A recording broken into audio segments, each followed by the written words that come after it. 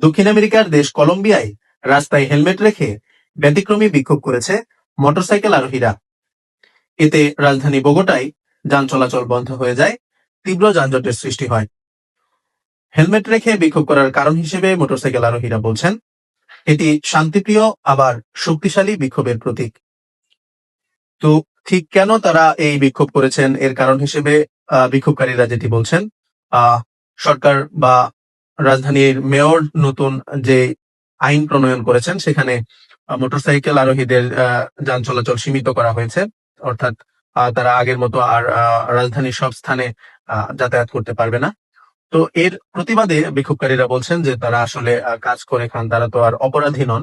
তারা যেটি বলছেন, তারা দৈনন্দিন কাজের পাশাপাশি অনেকে ডেলিভারির কাজ করে থাকেন। এসব কাজ যদি অফ হয়ে যায় তাহলে তাদের জীবনযাত্রার ব্যয় বেড়ে যাবে। তো সেই চিন্তা থেকেই তারা রাস্তায় নেমেছেন।